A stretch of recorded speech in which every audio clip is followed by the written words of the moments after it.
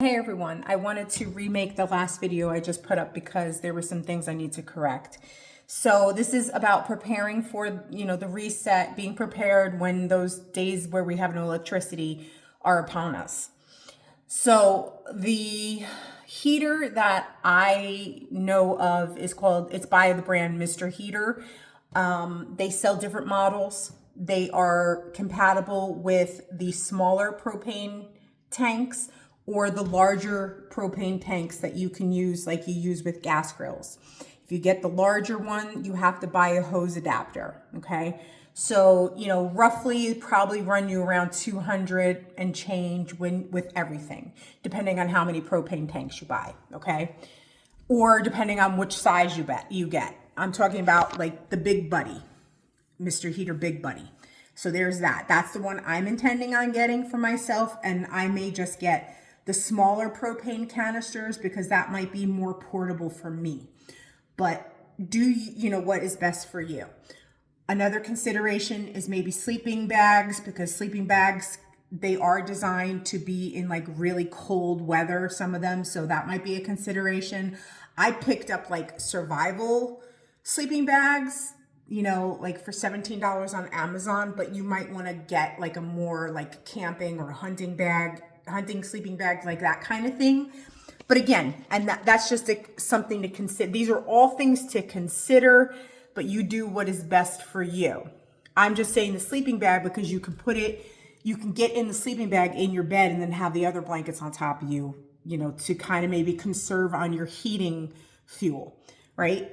Where you could put it at a lower level as opposed to a higher level during the day. Now let's talk about water. So Frederick talked about being able to dig holes in the ground to get water from the ground.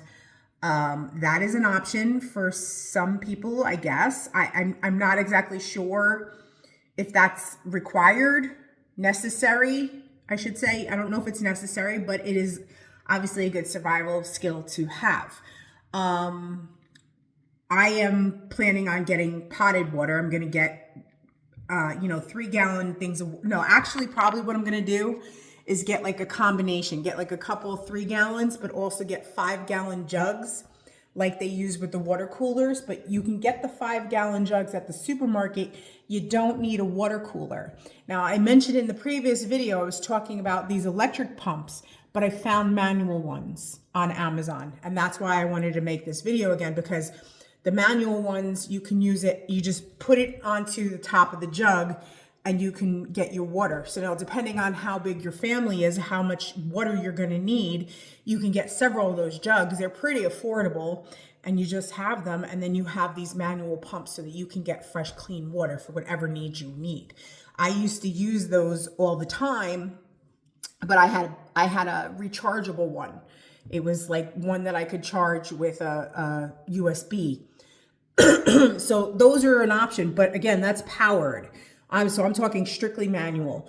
I'm going to link to some items in the video, things that I've already picked up. So, you have some suggestions as far as the kind of candles that I bought, the kind of sleeping bag, the pumps that I'm talking about, these kind of things. Now, let's talk about silver, because he did mention that. This might be something that you are considering. I just want to give you something to think about. The spot price of silver today is $57. That's the highest it's ever been, ever. Okay? I stopped working at the coin company that I was working for several years. In 2022, I think I stopped working for them. Okay, so it's like 3.5, almost 4 years since I've worked there. But I know a lot about silver, and I know a lot about coins. And I spoke to a lot of preppers, a lot back in the day, who were hoarding silver and stuff like that. Now,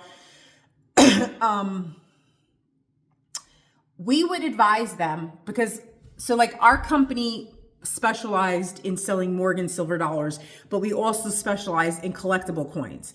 But we would sell like 100 Morgans for like $3,000 or something like that. It was like a deal that we were always running.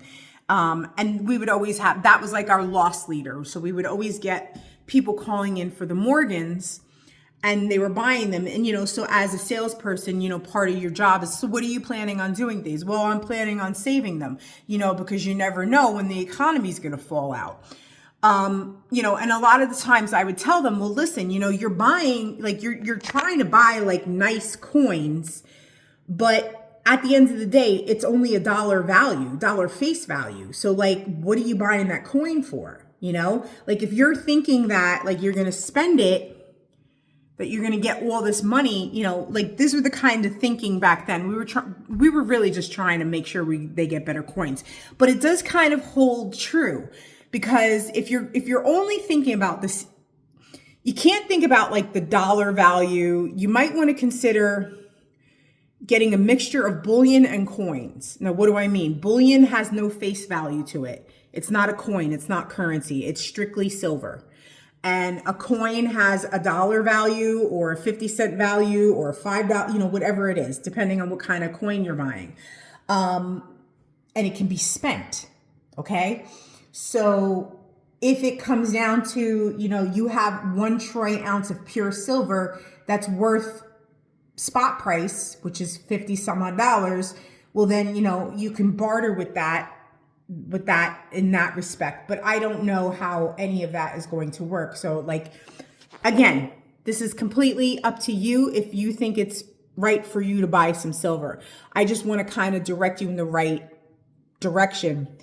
I would recommend, if you're going to pick up coins, pick up circulated coins, usually heavily circulated coins, anything pre-1965. So 1964 and earlier, as far as John F. Kennedy's, Franklin's, Walking Liberties, and Barbers. Those are all 50-cent pieces. Those are all 90% silver.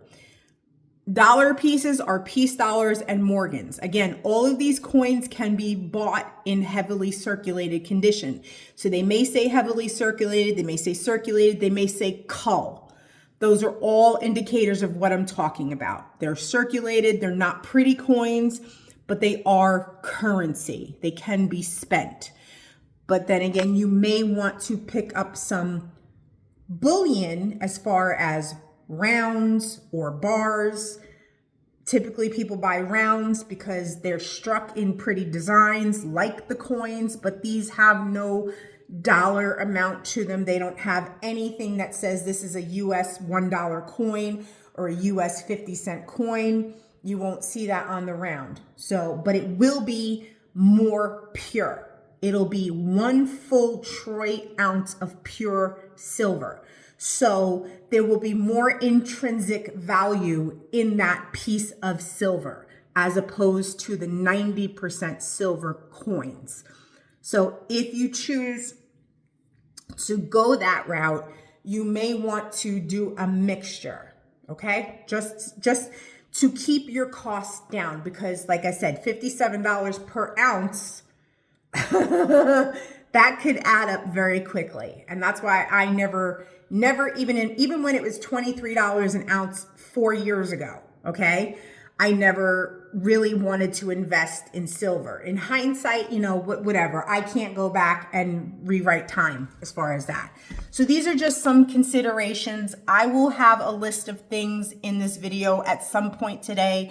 I have to go out, so I'm going to be uploading this, but I will add a link to it. And of course, anything I'm going to add onto my coffee page, my coffee site, there will be other resources there. All right. So nothing to worry about, nothing to fear. Be safe, be prepared. And I hope this is helpful. All right. Bye.